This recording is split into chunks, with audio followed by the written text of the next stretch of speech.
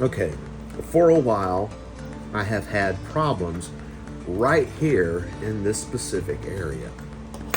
Cars would come along, and sometimes the engines, especially my big 6-axle engines, they would come into this area, and for some reason, depending on which way they were going, they would either derail or they would go on a different part of the track. Except here, this is a crossover, which has also been throwing cars off the track. And I think one of my small engines, for some reason, was not able to make it over or through there. But I found out after watching carefully, especially taking one of these, a truck, is really free rolling and moving it along slowly over the intersection here. I noticed that there were places where I could feel the truck being picked up and bumping over, and it was places like here and here and here and here. So when you rolled it along, it wasn't smooth. In fact, I can still feel it even though I have filed this down. What I did was, of course, I made sure everything was unplugged, and I took my file and I laid it flat on the parts on this track, and I rubbed it back and forth like this, just so, and I could feel that, yeah, it was grabbing up in the metal, but it was also grabbing in the plastic. And I could feel, because it was flat, where it was grabbing and doing the work. And once I got done doing that, where it's hardly any resistance now at all, so in other words, I feel like it's flat evenly across there, I take this little truck and run across there, and the truck doesn't come off the track anymore. It doesn't derail, it doesn't jump over like that or like that. It runs right across it.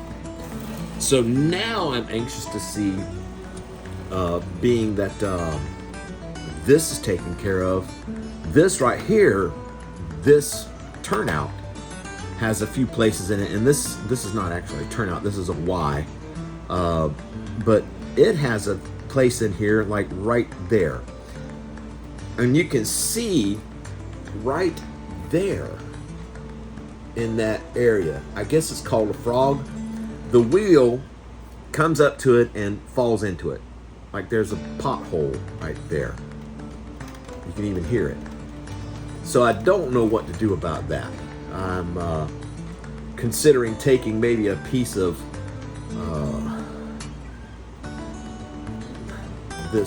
like the railroad tie, maybe cutting it down properly and then gluing a small piece in there, and then using my files or my Dremel and filing it down to make that hole where the wheels fall into, like the pothole right there, like that. So you can see it stops right there on it. Smaller, so that the wheels are able to roll over it no matter which way the Y is facing, whether it's going to be off that way like that, because I can feel it right there, or this way, the normal way, like that. So yeah, I got to figure out a way to do that, and I'm quite sure, like I said, I'm going to take a piece of this, file it down, and then maybe glue it in there. I don't know if there's going to be a glue to hold that, but one way or the other, I'm going to get it done. That's just how I roll. Now, what I want to do is plug my thing back in, my ECC units here.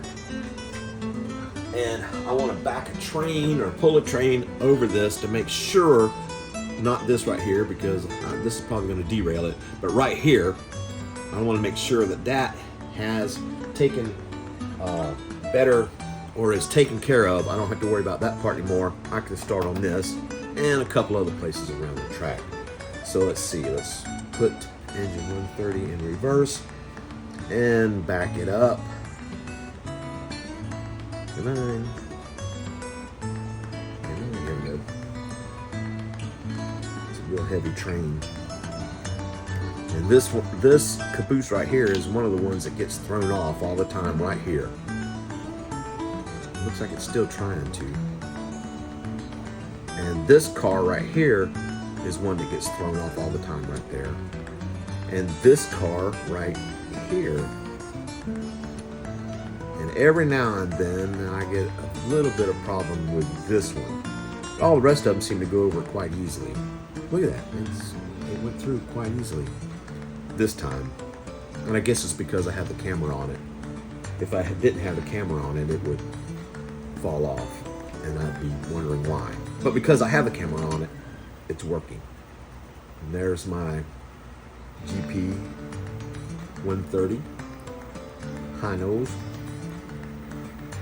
Yeah, and it went through easily. Let's take it back the other way real quick.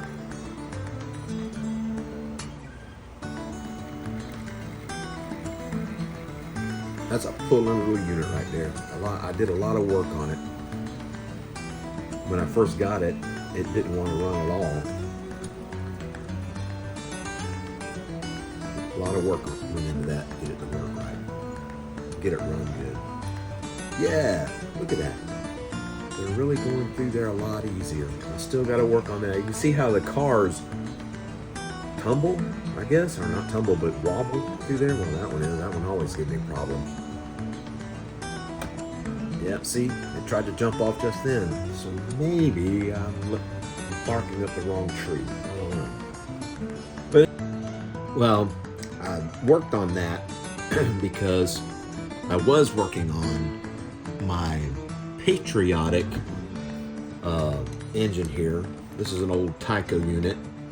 And when I got it, the pan motor or pancake motor or whatever, the torque flight motor, whatever it's called, I think it was up here, just squalled and raised all kind of sand, and I like, well, and didn't want to pull, didn't want to do anything. So I gutted it, as you can see, and I'm trying to get this lifelike frame and these trucks to work with it. But these lifelike trucks, the axles will I don't know how to explain it. Where the axles are located, they're not located in metal, they're located in plastic. So whoever had used this frame and these trucks before didn't lubricate the axles, and so they wallowed out where the axles are supposed to go. So now the axles, when the shaft turns, the axles tend to jump up inside the truck further instead of down where they should be. So it locks up the truck, or if it does continue to turn, then it makes the side covers here run against the rails and stops it and causes all kind of havoc. So these lifelike units, once they get so many hours on them, I guess they just ain't worth a crap. Best thing to do is just part them out, do whatever you can. So I'm going to be looking for an Athearn or a better drive system than these lifelike pieces of crap. And I'll get my patriotic engine along with the caboose. It's over there somewhere. I'll get it working properly, but it don't look like I'm going to get it done for this 4th of July, which really sucks because I kind of wanted to drive it around or make it roll around. Anyway, happy 4th of July for all my fellow Americans. And if you don't want to have a happy 4th of July because you don't like America, well, that's your damn problem, not mine. Just feel grateful that you're able to feel that way.